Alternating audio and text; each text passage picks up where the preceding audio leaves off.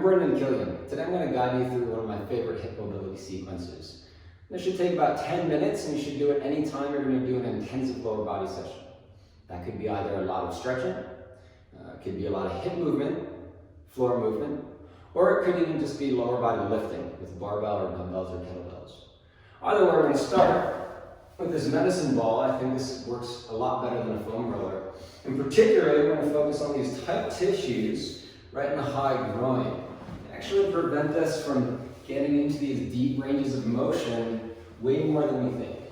Alright, so we're going to start like this, place this on the floor, and we're going to go into a lazy plank position. That said, this leg, I'm going to roll out this leg, we're going to bring that really high up so it almost looks like it's in a squat. So from here, place the medicine ball dead center in the middle of the thigh.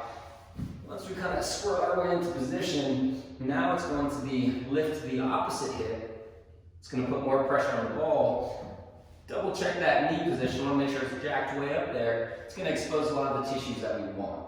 So from here, first we'll scan a little bit with this little left and right, little up and down action.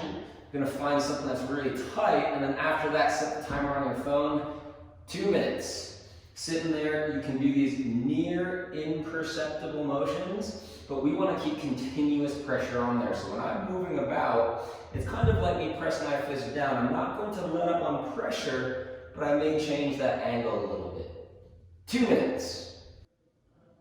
Now we're ready for the alternating runner's lunge stretch.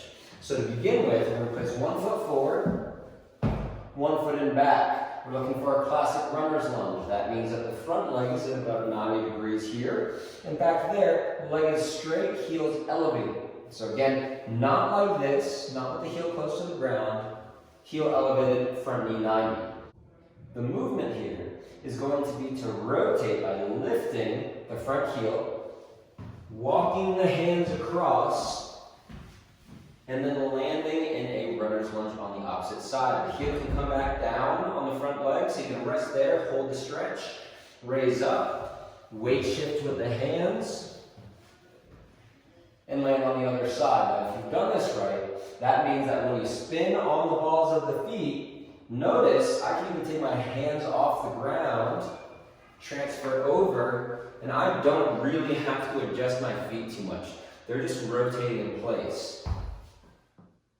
If your workout involves this deep squat position, you're going to love this next stretch. This is the Hip Crowbar Stretch. So I'm going to start in the front runner's lunge position.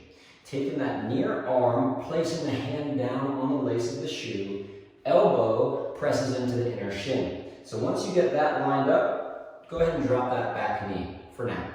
Alright, so we're going to just crowbar that front leg, knee going out away from your face. You're going to notice it's okay if the inner edge comes up a little bit. This is too much and you might not feel the hip stretch anymore. Mostly flat is what we want. So once you get to 10 press outs, we're going to hold that last bit. Now up until now, you want to double check and make sure you're feeling either high groin or high outer hip. So from here, the next part, also for 10 times, are going to be lift leg and now just really stretch backwards. Press the hips back, try to straighten the leg, and you'll notice it's okay if the knee doesn't go all the way straight. Because we're weighing down the ball of the foot, it won't. That's okay. What we want to feel though is for that stretch to move from this high hip area down the back of the thigh and into the outer hamstrings. So again, 10 press outs, hold that last one, and then start to lift up. If this is too hard and you're pretty inflexible, try just moving that front hip above the ankle bone and you'll get the same effect. Now it's time to finish up our 10-minute hip mobility sequence. We're going to do that with a Cossack Squat. So start with your feet about double shoulder width apart, toes point down about 45 degrees on one side, 45 degrees on the other side. Now this motion is going to attempt to load all of those tissues deep in the groin that we've stretched out. High hip, groin, we want them to work hard. That way they're ready to work hard during the rest of the workout. Okay, so let me show you on this side, slow motion this time. I begin by locking this opposite leg straight, kneecap drawn tight, toes starting to pull off of the ground. And And on this side, now I'm starting to shift weight over, press the butt back, like I'm trying to get the belly button to go back behind the heels. And as I shift down, now halfway, I should feel a big groin stretch. If not, press the knee farther out and you will. So I can drop down as far as my body is willing to go, and then brace, press back up. And you should feel that inner groin stretch the whole time, all the way down, all the way back up. Now for this one, we like to alternate sides.